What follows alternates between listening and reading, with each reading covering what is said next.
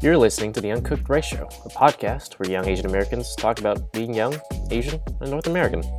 I'm your host, Jesse Xie, an 18-year-old Chinese kid who's not a doctor, not a lawyer, and definitely not an engineer, talking to other young Asian Americans who would probably make my parents proud. Together, let's explore their successes, their struggles, and ultimately, their journey leaving the bamboo forest. Hey, welcome to the Uncooked Rice Show. My name is Jesse Xie, and today I'm with David He, an 18-year-old Chinese Canadian who is the founder of the Global Spotlight, a youth-run initiative connecting young adults from across the world through impactful stories that cover topics like mental health to anti-poverty and equality. And he's also been a TEDx speaker at 3 different events, as well as a speaker at Yale University. David, welcome to the show. Thank you so much for having me. It's a great pleasure to be here. Yeah, it's totally good. So why don't we get started by talking about what you've been up to over quarantine? Yeah, so quarantine has really taken a toll on me. I'll be very honest. 3 months being indoors and online school, it's a little bit difficult to adjust at first. But I see that during quarantine, so many students are taking leadership and moving towards student-run initiatives. And I've seen some of the things that are happening in my own community, like the lack of masks during COVID-19, as well as the lack of face-to-face connections. So a few students and we've been running a few campaigns and a few events from here to here. I think the one that I'm most proud of is working with this amazing organization called Social Diversity for Children.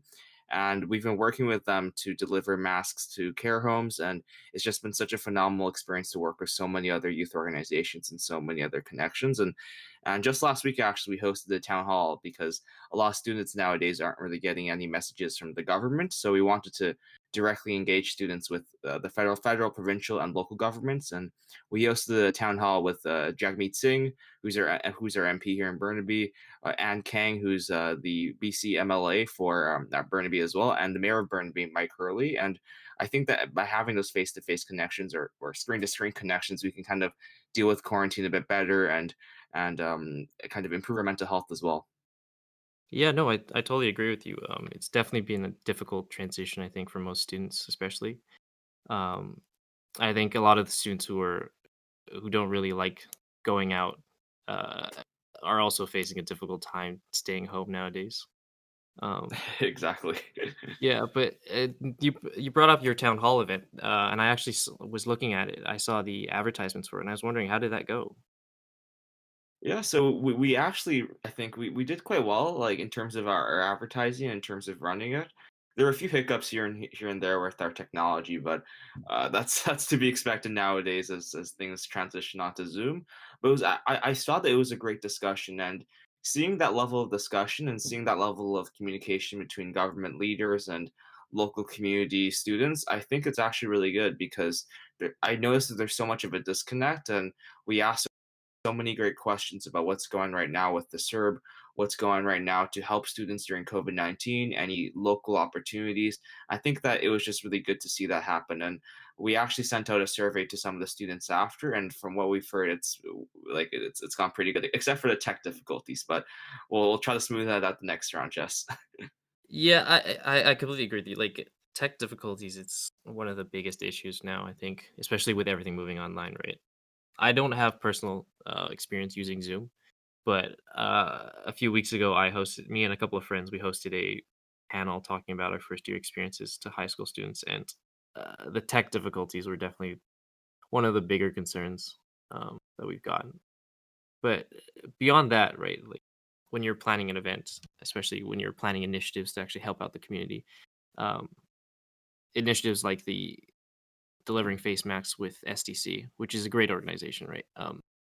So my question to you is, how do you sort of traverse the challenges that you face, and how do you overcome these surprising challenges, right? Yeah, I think that's a great question, and I'll be very honest. I think that every day there's always a new challenge when you're involved in your community, and I think that challenges are something that we should embrace. Like I remember in the past when I first started the Global Spotlight and when I first got involved in my community back in 2017, 2018, it's very hard. Like you face so many different challenges. You face getting speakers. You face setting up technology you face, making sure that you have enough people, and even if you don't have enough people, what do you do?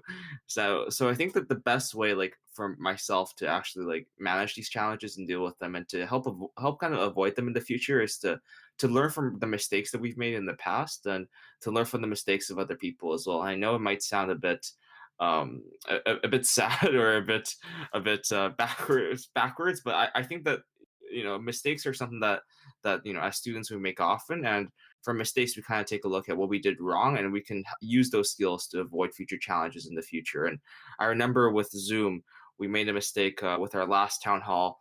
Well, the one before last week with MP Peter Julian. We had a Zoom account that maxed out only 100 people, and we had like people DMing us asking, "Can they join?" But with the free version of Zoom, you can only hit 100 people, and in the future, we can avoid that technical difficulty and those challenges by setting up Zoom beforehand and getting the right thing. And small things like that, I think, can really add up into making it, dealing with challenges and effectively creating an event. Great. Uh, yeah, especially with students, like with the inexperience, sort of, it's almost impossible, I'd say, to complete anything without facing any mistakes or any challenges, right? Exactly. I think that as students, like so many people, like especially, I don't mean to pull up math teachers, but like the stereotypical example, like you have to get every question right, you have to do all that. But I think that it's important for youth to adopt an idea that it's okay to be wrong sometimes, and it's okay to make those mistakes, because quite frankly, we're young, and if we want to become change makers, and if we want to do great things and to lead great projects in the future, then we have to learn. And I think the best way to learn to deal with these challenges is through learning from mistakes. Definitely. Yeah, no, I completely agree with you. So you actually brought up the global spotlight. So let's talk a bit about that. Is it true that you sort of founded the global spotlight when you were 14? Yeah, so this is back when I was around 2017, and it's been a long journey. Then I'll be quite honest. It's been a challenging one. I can't say that I can't lie to you and tell you it's all been happiness and smiles. I There don't think have been anyone would. so many times. I don't think anyone would believe you if you said it was all happiness and smiles. That's true. Yeah. I mean, I wish, but actually, I don't wish that, because through the challenges that we go through, we learn from them. So, it's something that I'm very proud of, and definitely it's been a roller coaster the past few years. Right. But starting at age 14, I mean, eh, most kids don't think about starting their own organization or, you know, creating a nonprofit initiative at the age of 14, right? So my question is, what motivated you? What inspired you to do something like that? Yeah, so I think it really all started when I first entered high school, and I was quite obese. I was almost 200 pounds at one point. Oh my goodness! And thinking about it makes me scared to even just imagine that. But back then that was my life for, quite frankly, a very long time. And when I first entered high school, I felt the same exact way. I had zero goals. I was very obese, and as soon as I entered high school, I met a teacher who really changed the way I view things, and he was my French and social studies teacher in French immersion. And like some other teachers, like French teachers, they always give you just papers of examples and worksheets, but he really took the interactiveness to it, and he kind of shared with us the stories that he had to go through in Haiti, his family experiences, a few personal ones I won't touch on here, but he shared with me the fact that issues in our world today are affecting everyone, and even if we take a look at CNN or BBC or any news network that's online or that's in paper, sometimes we might think that the issues that are happening are half a world away or so far away that doesn't affect us. But he and his stories made me realize that what's going on in the world right now affects those who are close to us. They affect our teachers, they affect our parents, they affect us, and they affect our next generation. And I think that a lot of the issues in our world are all intertwined. And really felt motivated and compelled to take action. And I'll be quite honest, I was very obese at the time, and I saw that some of my own family members in the US and in other places, they had heart disease because of their weight. And I thought to myself, I can't, I have to live long enough to create change, I have to live long enough if I want to make sure that what my teacher went through in Haiti doesn't happen again to another student, another teacher, another person. And it took me a huge realization, but honestly, it came down to the fact that I had to lose weight and I had to take some sort of action if I wanted to improve my community. And over the course of 2 years, I lost over 50 pounds through lots of mistakes. Then again, I had no idea how to work out, no idea how to eat properly. But 2 years went by, and 50 pounds were lost. And I kind of said to myself, "What now?" And I looked at my school, and there wasn't any social justice club. There wasn't any global affairs club, and I decided to start the Global Spotlight. And from a small school club, we transitioned to a national organization through so many mistakes and through the hard work of our dedicated volunteers. That's was not a story. I have to admit that was not a story I was expecting, but that 50 pounds in 2 years, I mean, that's an incredible feat. Um, so props to you. I mean, having like the strength to I think realize that you have to sort of initiate change for yourself first is uh, just a really remarkable self-awareness, I'd say. So good on you, I'd say.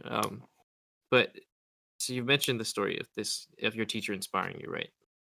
It started from a small club. You've managed to create it into sort of this rather influential organization, and sort of I'm just wondering what was the biggest hiccup you encountered, I'd say. That's a great question. I think reflecting on it, the biggest hiccup was when we first started. And 14-year-olds don't usually start nonprofits, and quite frankly, I was very unprepared, very uneducated. I was like in Mhm. grade 9. I barely knew how to do quadratic quick. I barely even knew how to do division or something. Like I was very, very, very young, very, very inexperienced with everything at the time, quite frankly. So I think the biggest challenge definitely just was the fact that, starting it up, like we had to get volunteers, we had to get students interested. And I really vividly remember a memory of just walking down the hallway and seeing all my friends with their eyes glued to their cell phones, like as if it was like God or something. Like their eyes are just glued to it permanently. They wouldn't even look up at all. Like they're just sticking right at it. And I'll be honest, like it was really hard to kind of recruit these people and recruit friends to get involved. And at first, we had a huge hiccup with the hiring process. We got people who weren't even interested in it; they just wanted to for their resume. We had people who were not even students. Like we were a huge mess at the beginning, Justin. I won't lie about that. And I think that was the biggest challenge of maneuvering yourself and learning from those mistakes when you first start, and getting a group of students that are interested, motivated, and able to take on the challenges. Yeah, I can imagine having students who sort of, I guess, doing things for the wrong reasons. I'd say it would be quite difficult at first, right? Um, but leading on to what you've just said, how did you end up inspiring students to sort of, you know, um, be motivated to actually engage in the social issues that you were trying to tackle? How did you manage to sort of weed out the students who were only doing this for a certain selfish reason rather than a student who was actually invested in providing um, their efforts back to the community? Yeah, so I think it just took time. I'll be honest. It just took us to host a few events in our school, and just took us to host a few events like for other students across Metro Vancouver. I think just over time, when we got the word out of the work that we're doing, and we got the word out of the events that we're hosting, I think we kind of just naturally attracted students who are interested in creating a difference. And quite frankly, like in the beginning, we just had so many difficulties with it. I think for the first year and a half, that was our main struggle. Like we couldn't even grow that much because that was our struggle. We Hmm. just had a whole mess of a team, and we did not know how to do anything. And we had people in our team who shouldn't be in our team. Like it was the biggest nightmare in the world. I'll be honest. I can't lie about that at all. And I think over time, it just took time for us to host a few events here and there, and then just by itself, kind of in a natural process, so to speak, we kind of just weeded out the people who weren't really interested, and we got amazing volunteers who do the events that we do today. Right. Um, so let's take a pivot away from the global spotlight for a minute, right? Um, let's talk about something that's pretty remarkable for somebody who's sort of hasn't even hit age 20 yet. So you've talked at 3 separate TEDx events, right? Right. Sort of what was that experience like? Because it's not every day that, high school student gets to speak about a certain issue, especially at a TEDx event. Yeah, so it was I think it was scary, nerve-wracking. I can't lie about it. This session, this podcast is just me telling the truth. Like, I was so scared during my first TEDx talk. Like, I was shaking. I prepared the speech like I was practicing until the night before, carefully reviewing my cue cards. Right. And I think this was back when I was 15, and I was just so scared that first day. And I think I'm not sure, Jess, if you were there, but I saw a few other. I saw Kevin, I think, and a few other uh, Was it the, Stevenson one? You were at yeah, Stevenson? Steveston. Yeah, I was there. I believe I listened to your TEDx that one. Um, Yeah, it was the last one of the night, I remember that. yeah, no, Yeah, I mean, speaking like, public speaking is not an easy task. Like, I don't think anyone can deny the fact that it's pretty difficult and nerve-wracking. yeah, it's definitely, I think it just takes time, like, I think the first one, it was a bit rough when it comes to, the delivery and when it comes to, like, actually speaking, but I think it's still up on YouTube.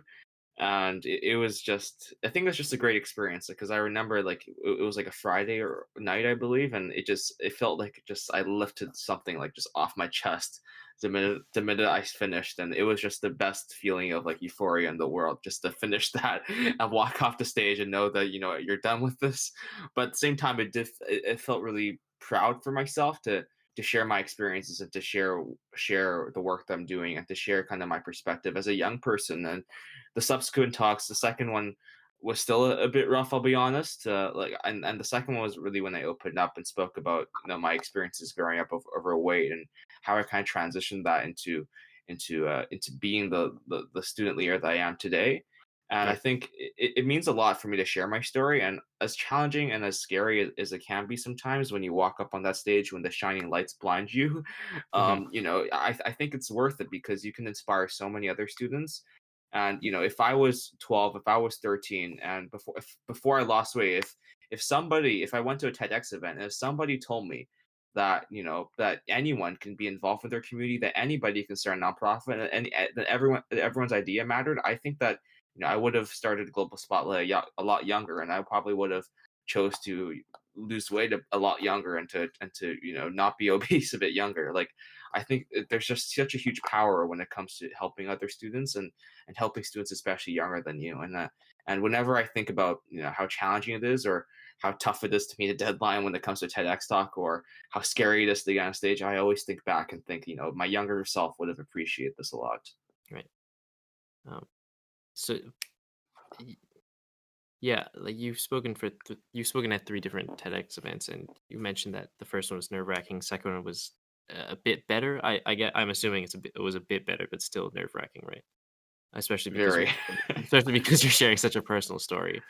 Yeah. I I get remember a funny anecdote. I forgot to turn my microphone on until like a minute into the speech, and I Really? had to restart all over again. And then I think it's recorded. I'm not sure if it is recorded. God forbid it's not YouTube.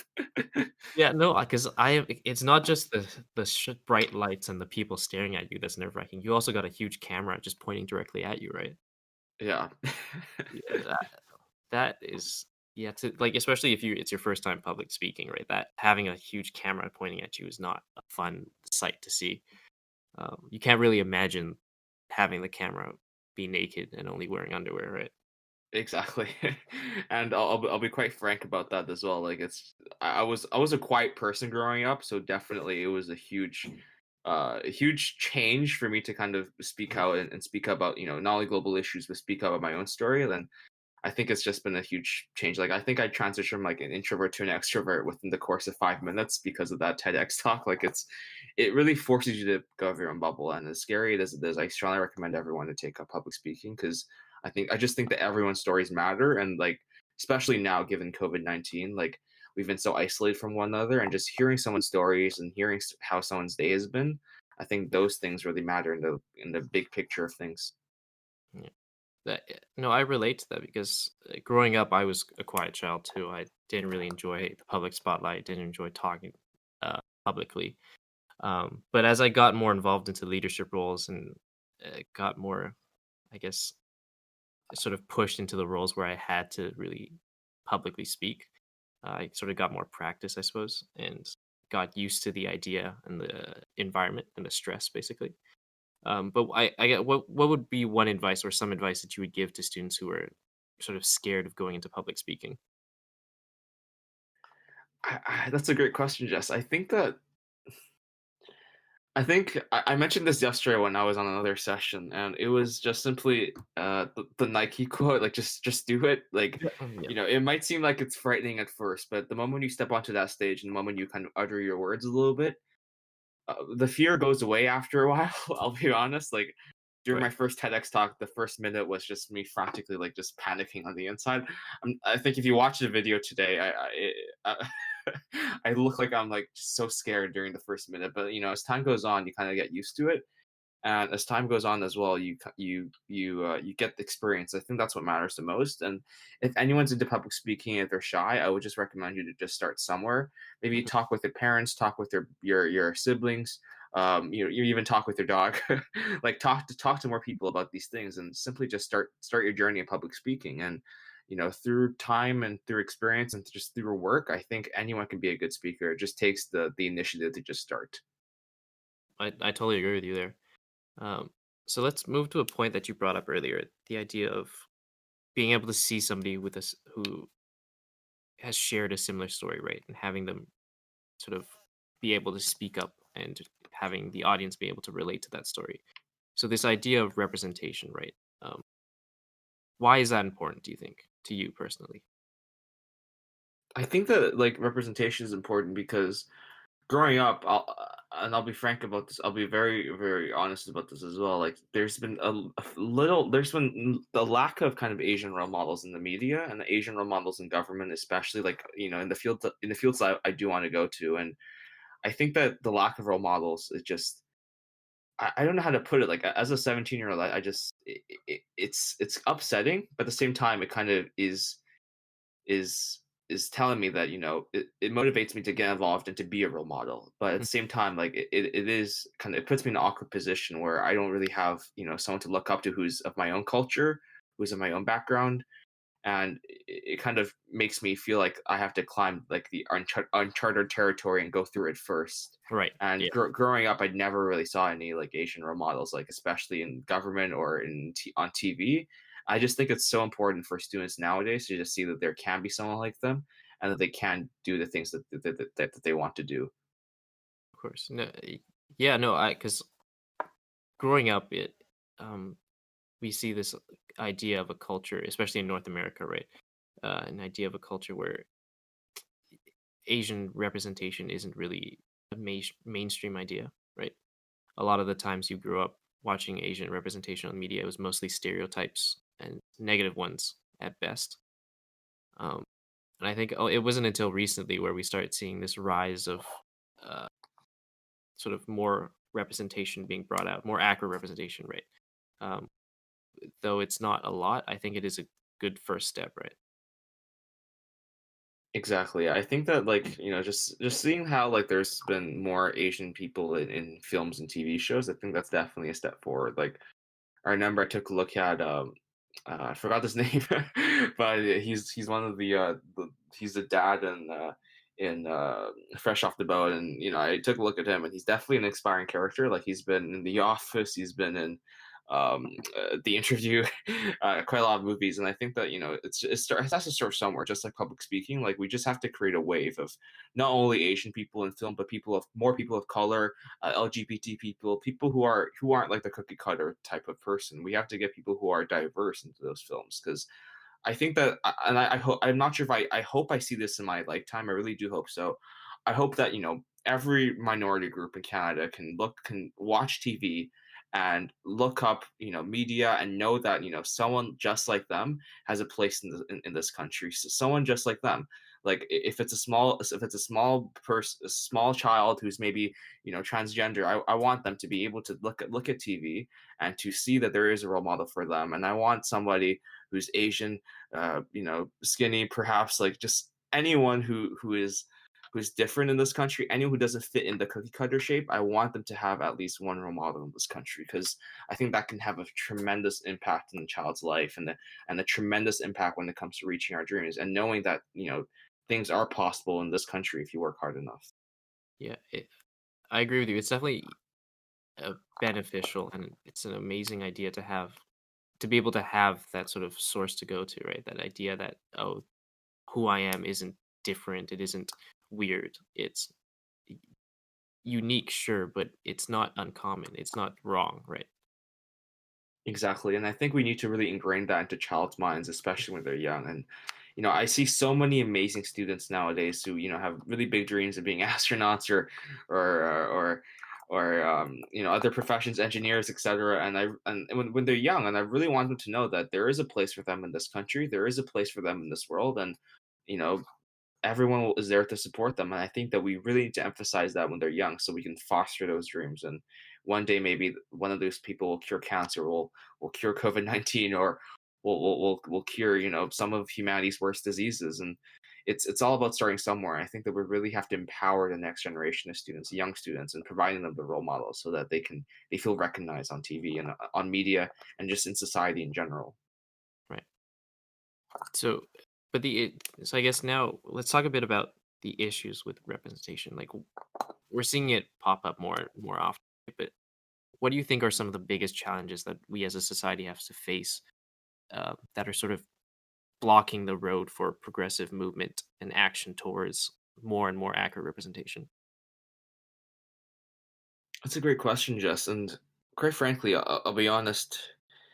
I think that society is more polarized now than ever before. Like, I'm not sure if it's just me, but just taking a look at some of the commentary that I've seen on YouTube, the people that I meet, I find that nowadays people are either very liberal or very right wing, Hmm. and I think that that definitely has a role to play in it, because politics aside, like some of those ideas are quite prevalent in our society, like sometimes anti-immigration, and people who want open borders. And I think that when those ideas clash, I think those who are being hurt are the minority groups, because there's just so much hate coming from one side, and then there's one side trying to defend them, but people are just so polarized. And I just see that as a huge threat to not only minorities being seen on TV, but also in terms of just society in general, because we can't really progress as a society if everyone just starts fighting and nobody starts working.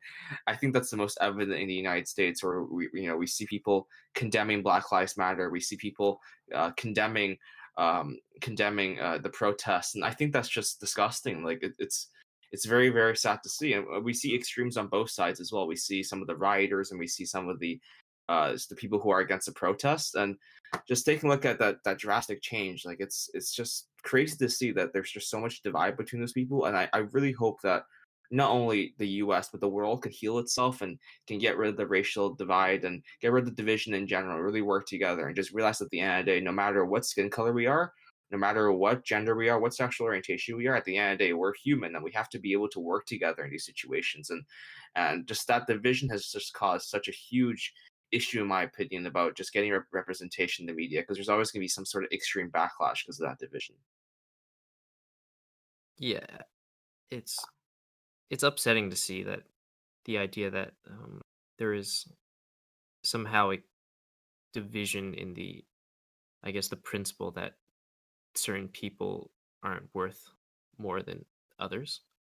Do you know what I mean? Like, it baffles people. It baffles me. It baffles my mind as to how some people can sort of see a certain group of people as lesser, or sort of aren't deserving of certain rights than others, right? Exactly.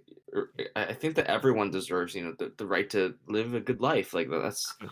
that's what I think that's what our country was founded on. That's what a lot of countries are founded on. And it just hurts me to see so many people of African American descent and African Canadian descent to go through the discrimination they go through. It really hurts. And as a minority, I think that as a Chinese Canadian, I don't think I'll ever understand or ever completely comprehend the struggles of being black and Canadian in this country because quite frankly I'm not. But at the same time, I don't have the privilege of a white person, Yeah. and I recognize that. But I want to use the privilege I do have, the privilege that when I speak to police officer that I don't seem like a threat to them. I Mhm. want to use that privilege for the good, and I want to build that equity. Like it's very very sad to see that because I know that society cannot progress like this if we keep being divided on each other and hating people because of their race. Then we can't really move forward, not only as a country, but as people. Like during COVID-19, we see that people who are of a minority, they're disproportionately affected by it. They don't have access to technology, for example. Some of them, for their schools, they are facing disproportionate rates of COVID-19 deaths in New York City, for example. And I think that this pandemic has really exacerbated these effects and really causes huge division. Yeah, I think the fear and the panic definitely doesn't help, right? Um, People who are concerned or frustrated or just lost sort of I guess devolve into sort of primal feelings of anger and frustration, and they're sort of letting out their stress onto these minority groups, right? And we're seeing at the start of the pandemic, we saw a lot of hate and frustration directed towards Asians. Right? And it wasn't just Chinese Americans; it was a lot of people who were East Asian or South Asian, that sort of thing.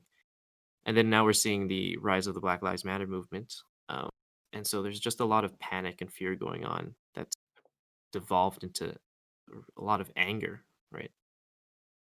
Exactly, and I think that there's a video that I watched a while ago. I think, and I hate to sound too communist, but it is a Marxist theory, I believe. It was on Vox, and they're talking. I think it's called false consciousness, where we try to basically people who try to divide their attention and redirect their hatred and redirect their anger towards other things. Like for example, whenever there's a rut in the economy, whenever the economy isn't going well, we see some people in the United States, there's even some people in Canada that try to blame that on immigrants and try to push the blame onto somebody else. And I think that that blaming has really caused that divide because I think that if if Canadians and if people in general are fully educated, like are understanding of all the different perspectives of what's of an issue at stake, I think that's actually a lot more beneficial than what we have right now because people can easily blame issues on other people, like blaming them on immigrants, blaming them on refugees.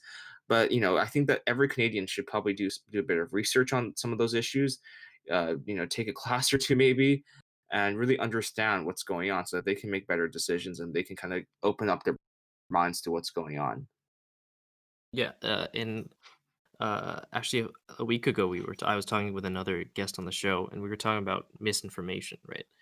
And we were talking about what's the best way to combat racism or even just division. And we came up with the idea that being educated on the right facts was the simplest and most uh, consistent way anyone can get sort of um, more informed in their society. Like, would you agree with that? Like being educated on certain I ideas. agree. Yeah, I 100% agree with that statement because I think that in education itself, not only can we not develop as a country when we have lots of uneducated people, Right. like it hurts our country as a whole. It hurts Canadians as a whole, and it's in our best interest to have Canadians and get everyone educated. But at the same time, it hurts us in the fact that people have become closed-minded when they're not educated about these Right. issues. Like and people on all sides can use that uneducation as a tool for their political propaganda people from not only the right but the left like the far left far right like they can use that uneducation and blame each other.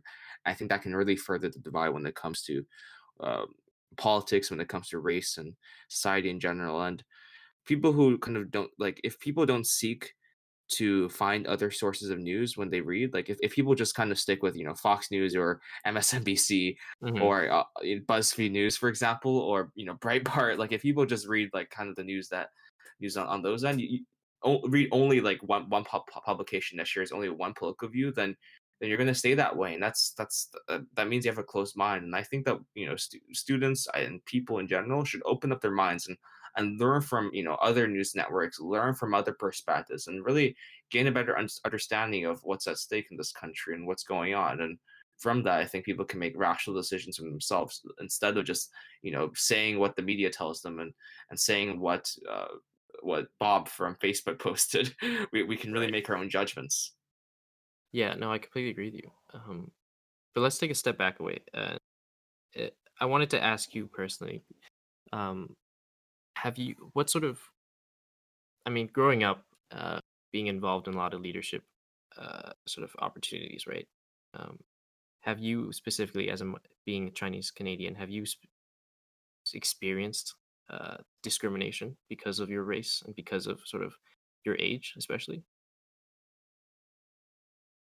That's a great question. I think when I was younger, I think definitely, like, I feel like I could see it from some of my classmates, but at the same time, uh, just going to other countries, and I traveled a lot for my age as well. I think, like, when I went to Vimy Ridge, I was the only Canadian. I was the only Chinese Canadian in our Canadian delegation, and it did feel sometimes off because you would wear the Canadian flag on your backpack, and you would wear the flag and everything, and you'd wear like a huge red jacket, and you would walk around to some of the small towns in France, and people would look at me more than I think people who look at some of the other people who look stereotypically Canadian, like in terms of Right. the world.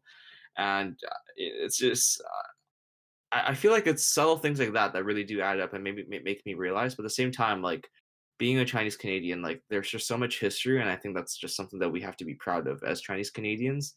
Hmm. And I think that Chinese Canadians play a huge part in building this country and building like my community, for example.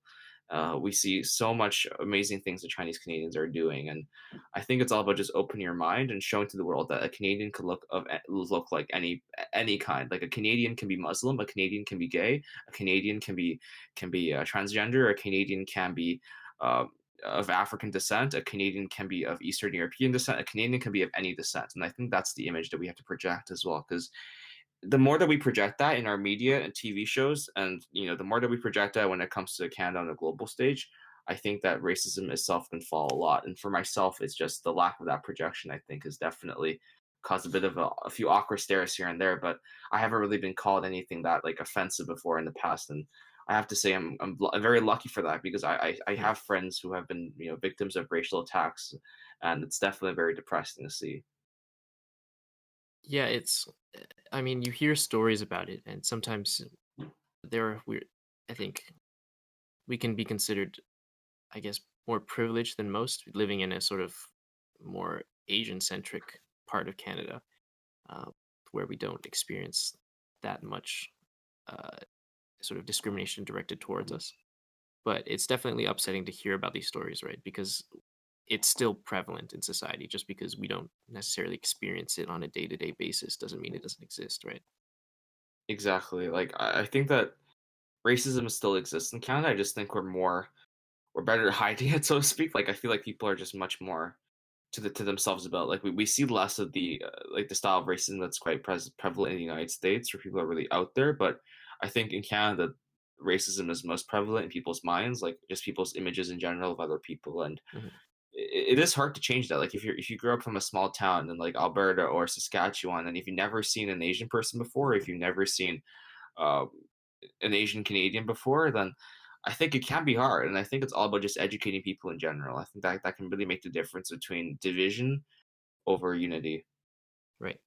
And we're going back to speaking about this idea of how uh, being able to sort of engage in more perspectives and recognizing that there are differences rather than just being sort of closed minded.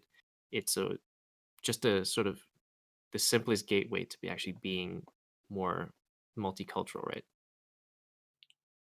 Right. I agree. Like it's quite important, I think, like just having the education, having that understanding of multiculturalism in this country, like it can really go a long way.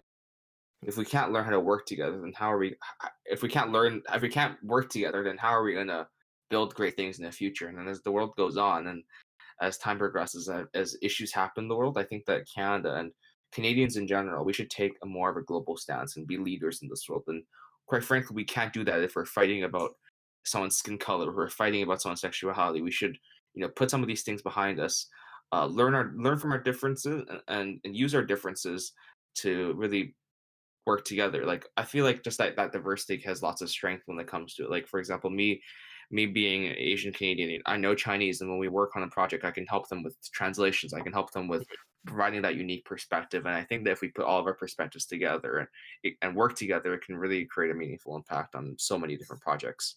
Yeah, and just being able to sort of provide that exposure, right, is it's a really good first step to unity.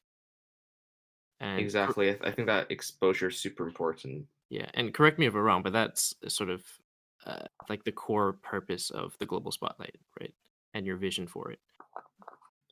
Right, like, we want to give exposure to some of the stories that we don't really see on mainstream TV, like some of the victims of COVID-19, some of the people who are going through discrimination being LGBT. I know it's Pride Month, and our team at Toronto has been working extraordinarily hard on interviewing people of different ages to really share their stories, and I think Right. it's just super important to make sure those stories are heard, and I'll be very frank and I'll be honest about this. We can't just eradicate racism as a whole. We're just a few teenagers, but at the same time, like I feel like we can create a meaningful impact, and that's just what matters the most.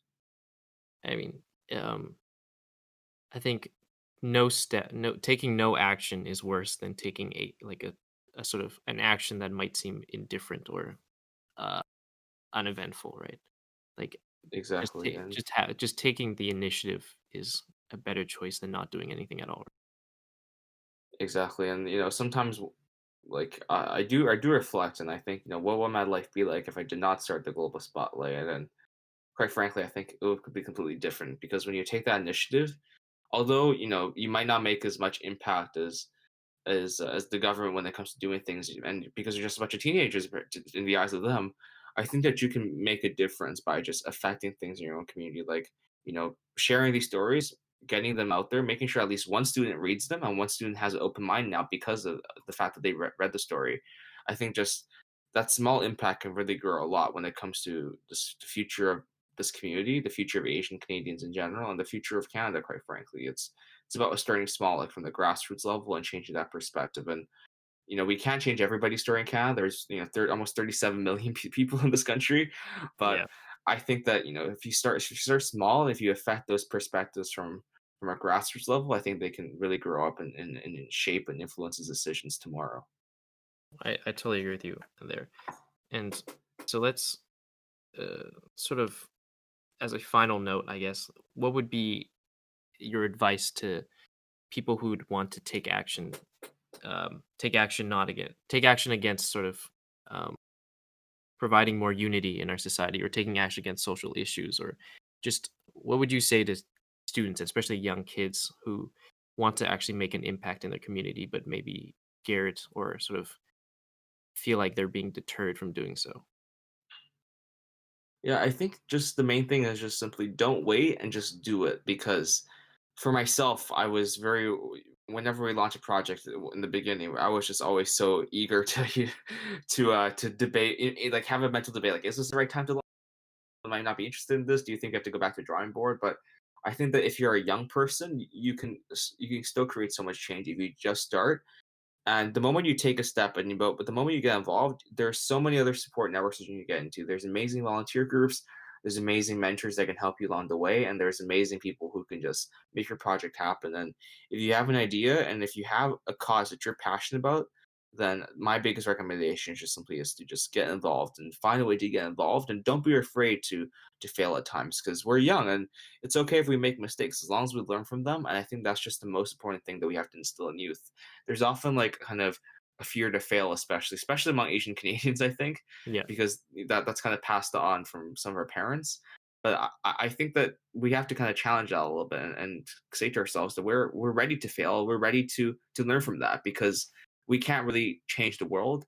We can't really launch a new initiative, launch a new project, launch a groundbreaking idea if we don't fail at times. And if you speak to like any change maker or any person, any leader, any community leader, I'm sure that they failed more than I have, or a lot more than both of us have combined, probably. And the bigger their impact, I'm sure they failed bigger. Like quite frankly, like failures is really what defines um, I think progress. Like success, right? it shows that you're making progress, and that over time, as soon as you learn from those, you can you can build better progress. You can make a bigger impact. So my biggest recommendation, just to just do it. Just don't care about, if you fail or not.